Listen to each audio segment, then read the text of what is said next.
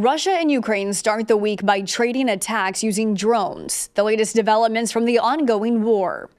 And Bye Bye Birdie, the social media platform formerly known as Twitter, has a new look and a new name. The rundown starts now.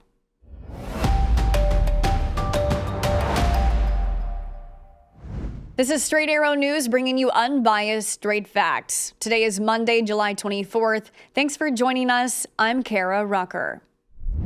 New video this morning as Russia and Ukraine trade attacks to start the week. Russian authorities accused Ukraine of launching a drone attack on Moscow early this morning. 2 buildings were hit, and one of the drones ended up near the Russian Defense Ministry's main headquarters. Monday's attack was the second on Moscow this month. Meanwhile, in Ukraine, Russian forces struck southern Ukraine with exploding drones at Ukrainian ports, the latest in a series of attacks on Ukrainian port infrastructure after the grain deal fell apart 1 week ago. On Sunday, at least 1 person was killed and 22 others were wounded in an attack on Odessa that severely damaged 25 landmarks across the city.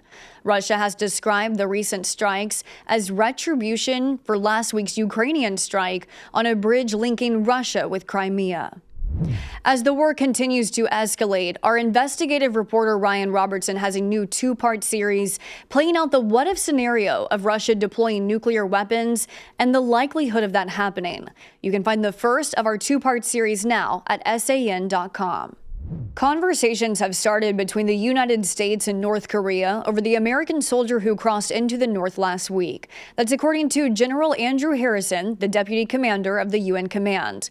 Harrison says communication lines have been set up at the joint security area between the 2 Koreas. Private Travis King crossed the border last Tuesday while he was supposed to be on his way to Fort Bliss, Texas, to face military discipline after serving nearly 2 months in a South Korean prison on assault charges. General Harrison says the well-being of King remains the command's primary concern.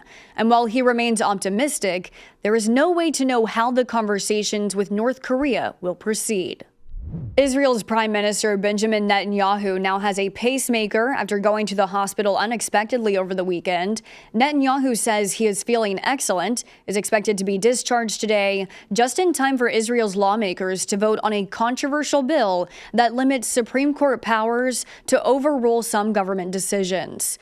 President Biden says Netanyahu should not move forward with the plan. A vote on a key part of the plan will take place today after thousands of people, both supporters and critics, have taken to the streets in protest for months.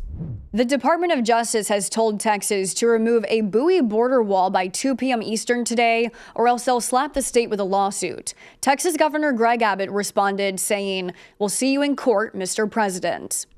This is a story we've been covering since before the buoys went up in the Rio Grande. The buoys are meant to serve as a deterrent for migrants crossing the border through the river. Miles of buoys were installed last week in Eagle Pass, Texas. The state representative in the district spoke with CBS's Face the Nation on Sunday. Critics of the buoys say migrants could get stuck underneath them and drown, calling the installation inhumane. Representative Tony Gonzalez says migrants have already been drowning, saying the government's concerns are coming too late. Should those buoys be removed now? I don't think the buoys are the problem. Honestly, Margaret, this has been happening every single week. We see people drown. Last year, there were hundreds of migrants that are drowning. I'm glad it's getting some attention. There is a disconnect between what is happening at the top and the person at the ground that is delivering, that is doing the actual function. Move aside Twitter and say hello to X. That's what Twitter CEO Elon Musk is now calling his social media platform. On Sunday, Musk proposed the new direction for Twitter. Along with the new name, he is replacing the well-known Bluebird logo with an X. The change took effect this morning. Musk tweeted that the idea of changing the logo is, quote, to embody the imperfections in us all that make us unique. The letter X is no stranger to Musk. He also owns his rocket company SpaceX, founded the startup X.com, which led to PayPal, and his Tesla auto brand has a Model X. Last October, Musk tweeted that buying Twitter was, quote, an accelerant to creating X, the everything app. The weekend box office was dominated by Barbie and Oppenheimer, sparking a Barbenheimer phenomenon, one the movie industry has been in need of. The two films are a far contrast from one another, but appealed to millions of moviegoers, Barbie drawing in $155 million during its first 3 days in theaters, the highest opening of 2023. And Oppenheimer brought in $80.5 million in its debut. Together, the duo is eyeing the second highest box office weekend ever.